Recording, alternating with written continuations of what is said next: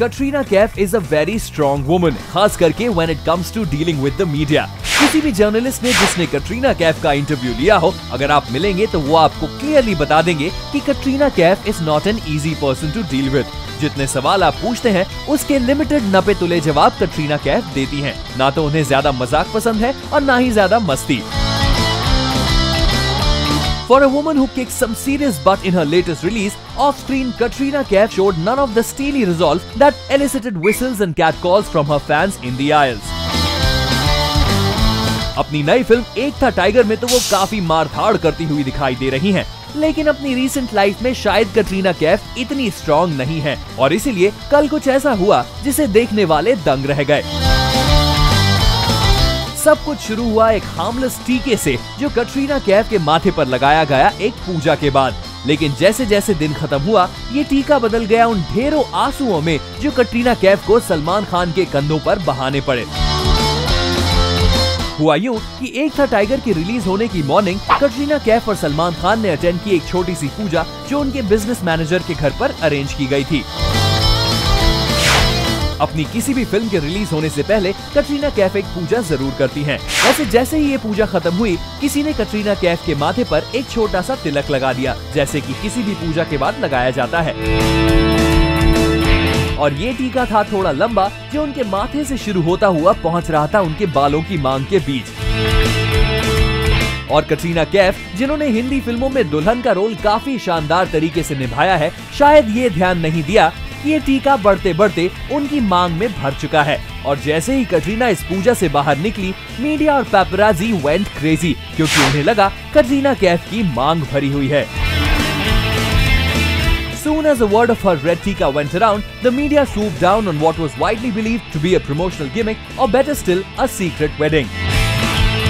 Media और बॉलीवुड में हड़कंप मच गया। हर किसी को लगा कि शायद कटरीना कैफ की एक सीक्रेट शादी हो चुकी है और फाइनली वो बाहर आई हैं अपनी मांग में सिंदूर भरकर।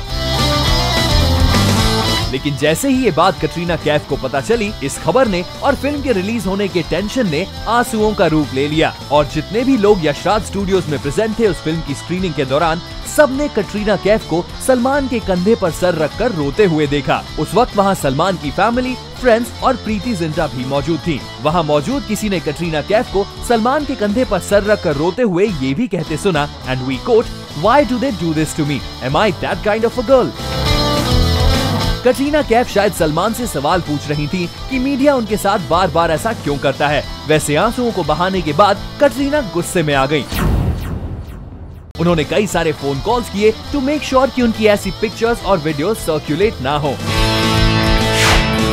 लेकिन एक बार जो चीज इंटरनेट पर आ गई उसे हटाना बहुत मुश्किल होता है। आइए हम आपको दिखाते हैं कटरीना की वो पिक्चर जिसमें उनकी मांग में सिंदूर भरा हुआ दिखाई दे रहा है। ये देखिए। अब सोचने वाली बात ये है कि टीका तो माथे पर लगता है, आखिर मांग में कैसे लग गया? और अगर मांग में लगा तो माथे पर लगा हुआ टीका गायब कैसे हो गया? इस इंसिडेंट ने कटरीना कैफ को काफी गुस्से में छोड़ दिया है। However, now she is set to fly to Chicago for Dhoom 3 in a couple of days और हो सकता है कि वहां जाकर वो थोड़ा चैन से आराम से अपना वक्त बिताएं। वैसे जब कटरीना सलमान के कंधे पर सर रखकर रो रही थी तब सलमान भी कटरीना को काफी समझाने की कोशिश कर रहे थे कि ये मीडिया है और वो है एक सेलिब्रिटी और उन्हें ऐसी चीजों को हैंडल करना आना चाहिए। वैसे हम आपको ये पिक्चर एक बार फिर दिखाते हैं, जरा इसे ध्यान से देखिए और खुद सोचिए कि क्या गलती से कटरीना के साथ ऐसा हुआ या फिर ये सिर्फ एक मार्केटिंग गिमिक था। क्योंकि कटरीना कैफ जैसी हीरोइन जिनके साथ उनके असिस्टेंट्स और उनके मेकअप मैन हमेशा होते हैं, क्या ये ध्यान नहीं दे पाए कि बाहर मीडिया खड़ी है और कटरीना के मांग में सिंदूर भरा हुआ है? क्या किसी ने ये ध्यान नहीं दिया कि ये टीका अगर कटरीना की मांग तक लगा होगा तो सबको यही लगेगा कि कटरीना शायद शादी कर चुकी हैं और इस बात पर एक बहुत बड़ी कंट्रोवर्सी खड़ी हो जाएगी।